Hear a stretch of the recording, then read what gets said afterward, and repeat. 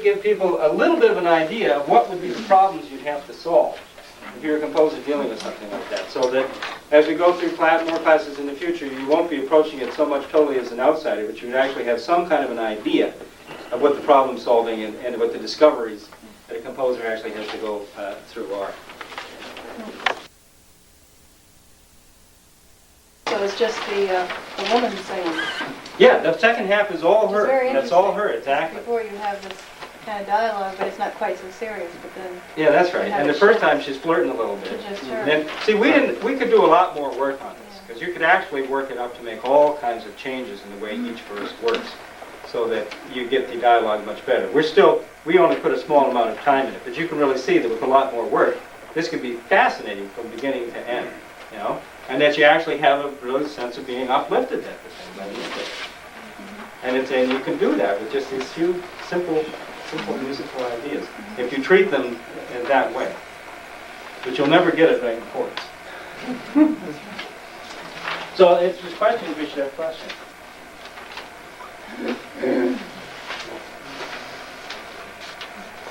Actually, I left a blank sheet of music paper on the back. So what's our assignment? Yeah. What's our homework? Well, what I figured is anybody who's interested. Would have asked. Anybody? Well, this is only if you're It was on everybody's mind, so You I would should have ask. forgotten that. This is only if you're interested. Will we be held responsible for our... What's on the test? What's on the test? Only Only if you're I don't interested. know. Somebody solfege for me and pick out at least the first line of the Emperor's tune.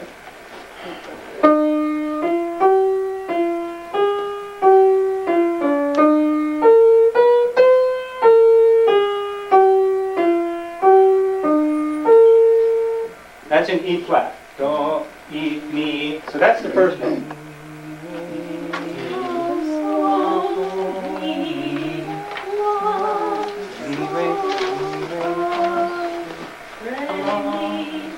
Okay, mi, fa, sol, mi, la, sol, re, mi.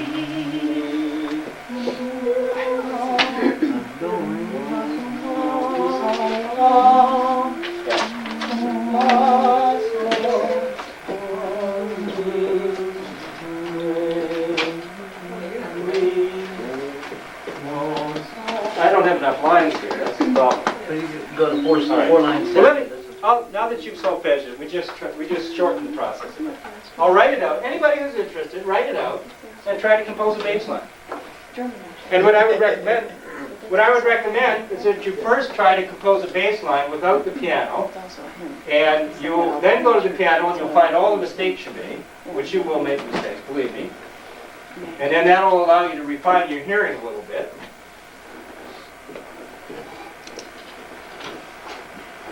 And it's in 4/4 time.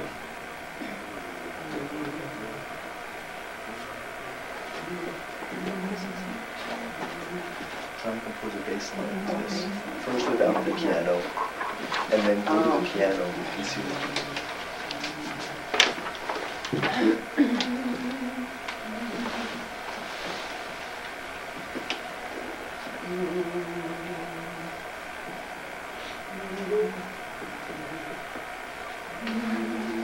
Okay, now Karen, play that on the piano and make sure I did it right.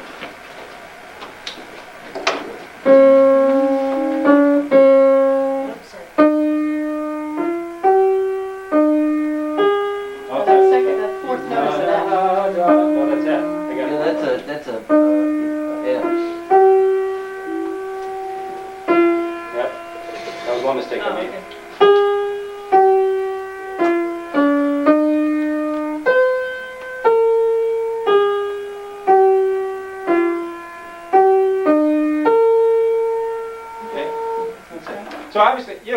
try to set a baseline and try to use a little bit of the idea of Motivführung. I mean, you can't do the same as what we did with this Brahms song, but it's just a useful exercise for people to do.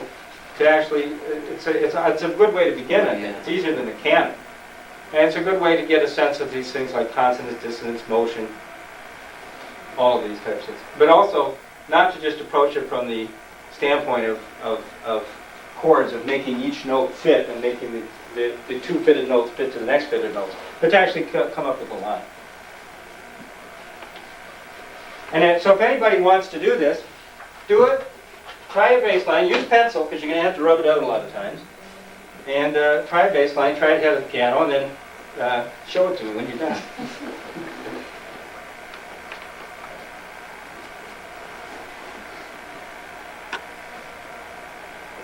And I tell you, even doing simple things like this, I mean, you don't make a great piece of music, but it allows you to a little bit more to get inside the mind of what a composer actually has to do. Let's do it right now.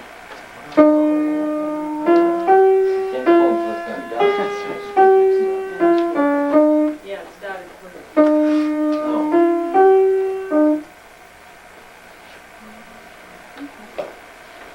It's interesting with the Brahms, you see how he takes certain aspects that are in the song itself, which whoever made it up was not even conscious of. And by taking those as universals, and you can actually make a much greater piece of music.